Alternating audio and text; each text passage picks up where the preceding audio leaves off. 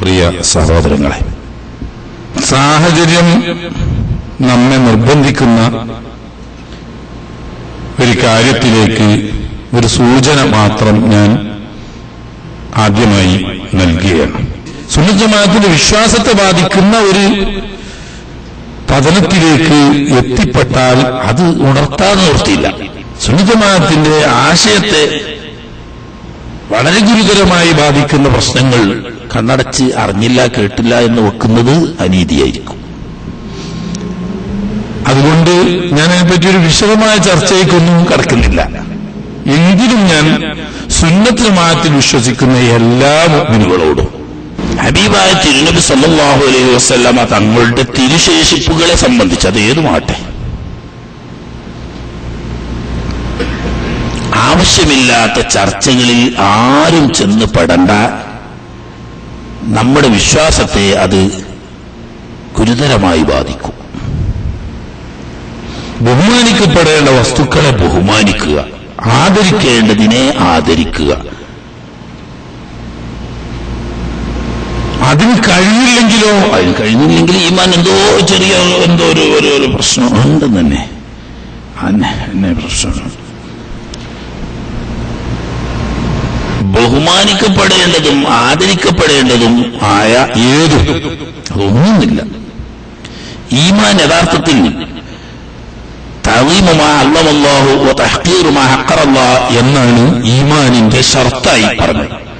അള്ളാഹു ബഹുമാനിച്ച, ആദരിച്ച, മഹത്വപ്പെടുത്തിയ എന്തുണ്ടോ അതിന് ബഹുമാനിക്കുകയും ആദരിക്കുകയും മഹത്വപ്പെടുത്തുകയും ചെയ്യലും, അള്ളാഹു നിസ്സാരപ്പെടുത്തുകയും നിന്ദപ്പെടുത്തുകയും ചെയ്ത വസ്തുക്കളെ ആ നിലക്ക് കാണുകയും ചെയ്യൽ ഈമാനിന്റെ ഷർത്താണ്. ഉദു തന്നെ നിസ്കാരം ചെയ്യാവില്ലല്ലോ, നേരം വിട്ട് അന്ത്യോട് നിൽക്കിച്ചിട്ട് കാര്യമില്ല.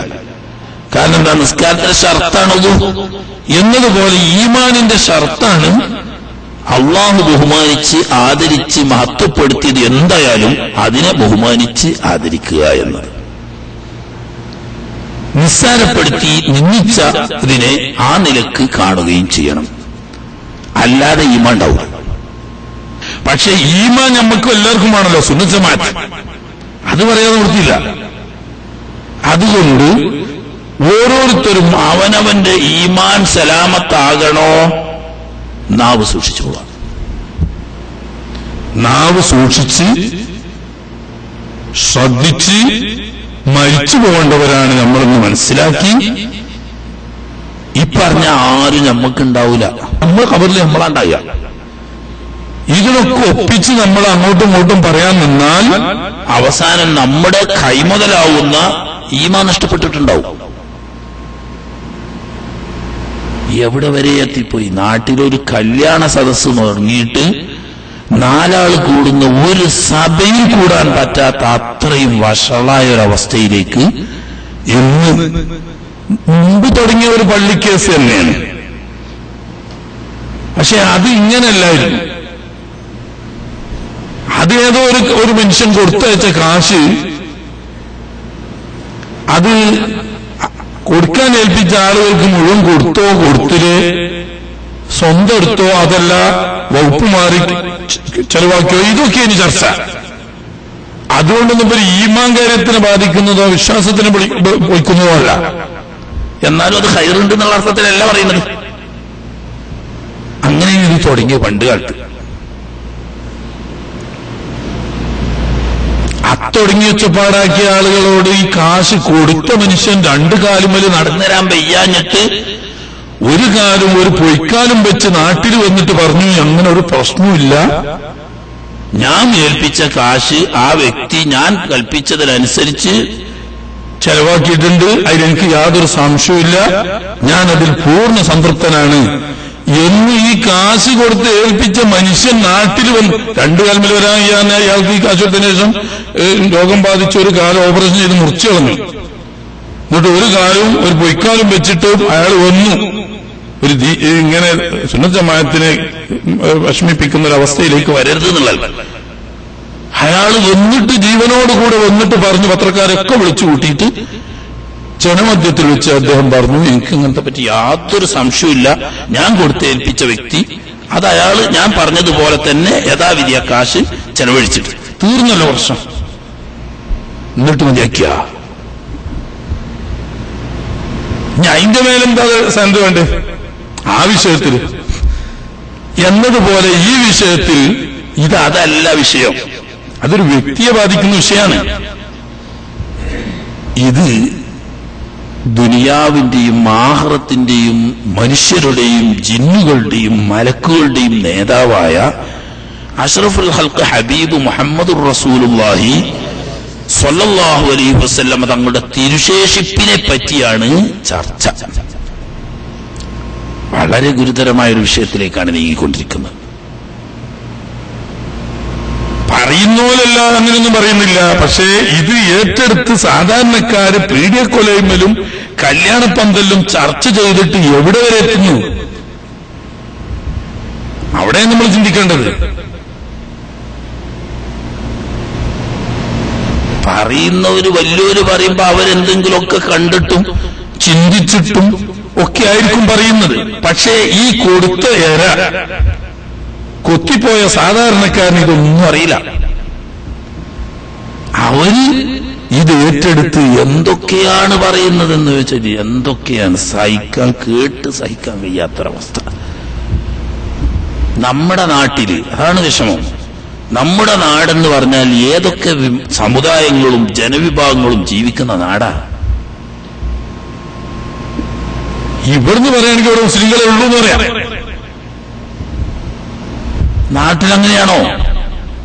മുസ്ലിങ്ങൾ ന്യൂനപക്ഷം, മഹാഭൂരിപക്ഷം വരുന്ന വിവിധ സമുദായങ്ങൾ, അവരിൽ എന്തൊക്കെ പറഞ്ഞാലും അല്ലാഹുവിന്റെ മഹത്തായ അനുഗ്രഹത്തോടുകൂടി മുസ്ലിം സമുദായത്തെ ബഹുമാനത്തോടും സ്നേഹത്തോടും കാണുന്നവർ തന്നെയാണ് ഇന്നും മഹാഭൂരിപക്ഷം. അന്യ സമുദായങ്ങളിൽ മഹാഭൂരിപക്ഷം ഇന്നും മുസ്ലിം സമുദായത്തെ, മുസ്ലിങ്ങളെ ബഹുമാനത്തോടും ആദരവോടും സ്നേഹത്തോടും കൂടി കാണുന്നവരാണ്. അവരെ മുന്നിൽ വെച്ചുകൊണ്ടാണ് ഈ ചർച്ച എന്ന് മനസ്സിലാക്കുക.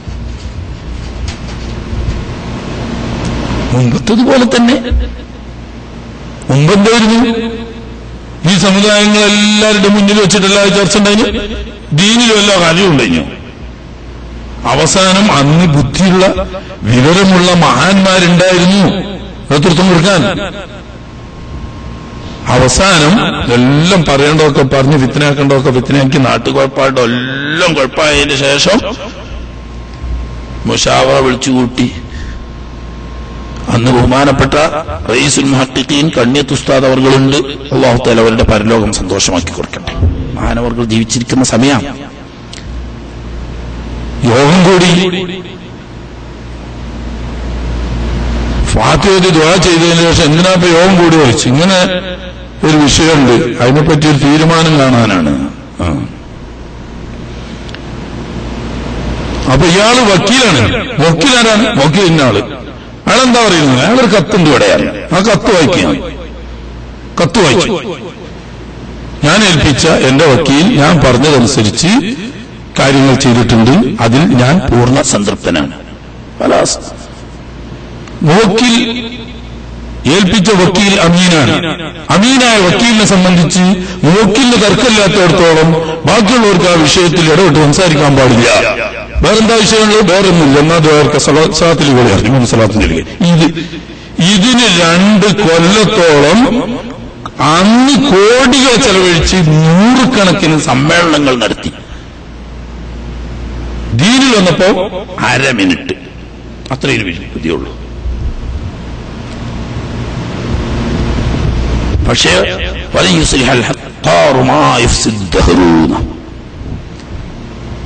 കാലത്തിൽ വരുന്ന മുസീബത്തുകൾ, ഫസാദുകൾ, അത് അത്ര കച്ചവടക്കാരൻ അത്ര പൂശിയിട്ട് പിന്നെ നന്നാക്കാൻ കഴിയില്ല. ചീത്തയത് തന്നെ. ഇപ്പൊ നിങ്ങൾ ചിന്തിച്ചു നോക്കിയാണ്, ഇതാണ് ഇസ്ലാമിന്റെ വിധി എന്ന് അറിയുന്നപോലെ തന്നെയാണല്ലോ ഇതുവരെ ഒച്ചമ്പിളിയാക്കി. ഒരാളെ വക്കാലത്ത് ഏൽപ്പിച്ചു. ഈ വക്കാലത്ത് ഏൽപ്പിച്ച വ്യക്തി വക്കീൽ, അയാൾ അമീനാണ് ഷറൈന്റെ നിയമി. ഇനി അയാൾ അമീനല്ലാതാണെങ്കിൽ എന്താണ്? ഈ മോക്കിൽ ഇയാളെ പറ്റിയൊരു വിശ്വാസം നഷ്ടപ്പെട്ടിരിക്കണം. അതിനുള്ള എന്തെങ്കിലും പ്രവർത്തനം അയാളിൽ നിന്നുണ്ടാണ്. അതുണ്ടാകാത്തോടത്തോളം കാലം മൂന്നാമനൊരാൾക്കതിൽ കൈയിടേണ്ട ഒരു ആവശ്യമില്ല. എന്നതുപോലെ ഇവിടെ 2 കാര്യം. ഒന്ന്, ഒരു തെറ്റിദ്ധരിപ്പിക്കൽ വ്യാപകമായി നടന്നിട്ട് പലരും ഇന്നും ആ തെറ്റിദ്ധാരണ നീങ്ങാത്തവരുണ്ട്. ഏതോ 2 കെട്ട് വലിയ നീട്ടുള്ള 1.5 മീറ്റർ നീട്ടുള്ള 2 കെട്ട് മുടി, ഇതൊക്കെ റസൂലുള്ളാഹി സ്വല്ലല്ലാഹു അലൈഹി വസല്ലം നമ്മുടെ മുടിയാണോ? അത് എവിടെ ഉള്ളത്? അങ്ങനെ ഒരു കെട്ടുമുടി എവിടെയുള്ളത്?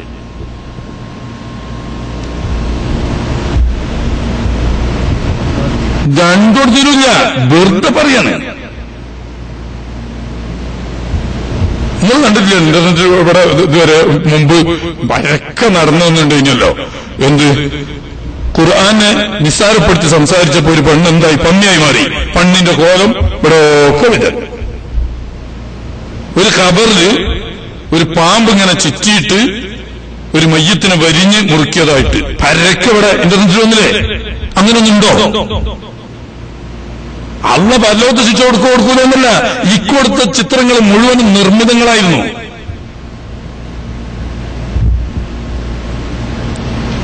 ഈ നിർമ്മിത ചിത്രങ്ങൾ വെച്ചിട്ട് ജനങ്ങൾ പിന്നെ ചർച്ച അങ്ങോട്ട് ചർച്ച അങ്ങോട്ട് ചർച്ച, അവിടെ അവിടെ ഇവിടെ എന്നതുപോലെ ആരോ നിർമ്മിച്ചുണ്ടാക്കിയ ഒരു കള്ളമുടിക്കെട്ട് 1.5 മീറ്റർ നീളമുള്ള എന്ന് പറഞ്ഞ 2 മുടിക്കെട്ട് ഓടുന്നു വരച്ചുണ്ടാക്കിയ അതിനൊക്കെ വലിയ ബുദ്ധിമുട്ടുണ്ടോ? ഇവിടെ അത് നേരിൽ ഇപ്പൊ നമ്മളെ അബു തന്നെ ഒരിക്കൽ എന്താ അങ്ങനൊന്നും ഉണ്ടാവുമോ എന്നുള്ള നിലക്ക് നെല്ലിക്കുത്ത് ഉസ്താദ് എന്ന ഹയാത്തിലുണ്ട്, മർക്കസിൽ ജീവിച്ചിരിക്കുന്നുണ്ട്. വിളിച്ചു ചോദിച്ചു, ഉസ്താദെ എന്താ അതിന്റെ കഥ? അപ്പൊ വിശ്വസിക്കുന്ന ആളോ നിഷേധിക്കുന്ന ആളോ? അല്ല, ഞാൻ സംഗതി വിശ്വസിക്കുന്ന ആൾ തന്നെയാണ്. പക്ഷെ എന്നാലും അതിന്റെ കഥ എന്താണ്? എത്ര ഉണ്ട് ആ സാധനം? എത്ര വലിപ്പുണ്ടെന്ന്, എത്ര ഉണ്ട്? ഞാൻ ഭക്ഷണം കഴിക്കാണ്. അത് കഴിഞ്ഞിട്ട് നേരിൽ ഒന്നുകൂടി കണ്ട് ഉറപ്പ് വരുത്തിയിട്ട് ഞാൻ വിവരം പറഞ്ഞുതരാം. അങ്ങനെ ഭക്ഷണം കഴിച്ചതിന് ശേഷം താഴെ പോയി കണ്ട് വന്ന് പറഞ്ഞ് ഒരു 15 സെന്റിമീറ്റർ നീട്ടുണ്ട് മുടി, 15 സെന്റിമീറ്റർ നീട്ടുണ്ട്.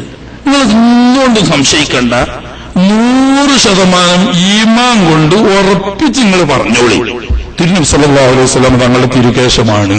എന്താ കാരണം എന്ന് പറഞ്ഞാൽ, ഞങ്ങൾ ഉസ്താദന്മാരൊക്കെ അവിടെ കൂടി വെയിലത്ത് ഈ സാധനം പിടിച്ചു നോക്കിയിട്ട് അതിന് നിഴലില്ല, ഞങ്ങൾ കണ്ണുകണ്ട് നോക്കി ബോധ്യപ്പെട്ടതാണ്.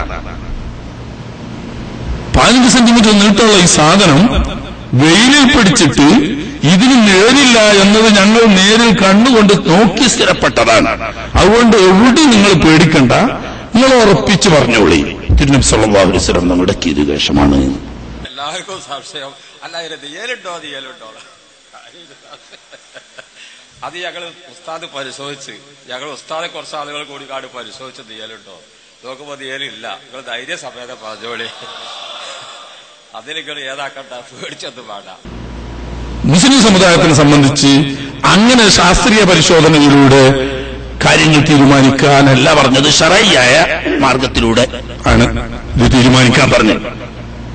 ഉദാഹരണം പറയാം, ഒരു പെണ്ണ് വ്യഭിചാരം ചെയ്ത് അതിലൊരു കുട്ടിണ്ടായി. ഈ കുട്ടിക്ക് ശറഈ അനുസരിച്ച് വാപ്പല്ലാന്നാണ് നിയമം. എന്നാ അങ്ങനെ DNA ടെസ്റ്റ് ചെയ്ത് നോക്കിയാൽ ശാസ്ത്രീയ പരിശോധന അതാണല്ലോ പൈമൽ ചെയ്യല്. DNA ടെസ്റ്റ് നടത്തിയാൽ ഇത് ആരുടെ കുട്ടിയാണെന്ന് ഈ ടെസ്റ്റിലൂടെ തീരുമാനിക്കാൻ കഴിയും. നിങ്ങൾ അതിനനുസരിച്ച് ശറഈൽ വിധി പറയോ? പറയാൻ ഇസ്ലാമിൽ ഒപ്പുണ്ടോ? കൃത്യമായിട്ട് നിർണ്ണയിക്കപ്പെട്ടുകൊണ്ടിക്കോളി. ഈ കുട്ടിയുടെ വാപ്പ ഇന്ന ആളാണ് എന്ന് ശാസ്ത്രീയ പരിശോധനയാവുന്ന DNA ടെസ്റ്റിലൂടെ ഉറപ്പുവന്നു. അയാള് കുട്ടിയാണെന്ന് ഇസ്ലാമിൽ അതിന് വിധി പറയാൻ പറ്റുമോ? അയാൾ ഈ കുട്ടിക്ക് ചെലവ് കൊടുക്കാൻ ഇസ്ലാമിൽ നിയമമുണ്ടോ? ഇയാളുടെ അനന്തര സ്വത്തിന് ഈ കുട്ടി അവകാശിയാവുമോ? ഈ കുട്ടി പണ്ടാണെങ്കിൽ ഈ കുട്ടിനെ നിക്കാഹ് ചെയ്ത് കൊടുക്കാനുള്ള വിലായത്തിന്റെ അധികാരം ഈ ആൾക്കുണ്ടാവുമോ?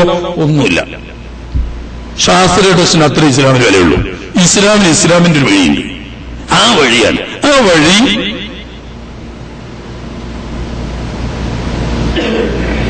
രണ്ട് കാര്യങ്ങളുണ്ട്.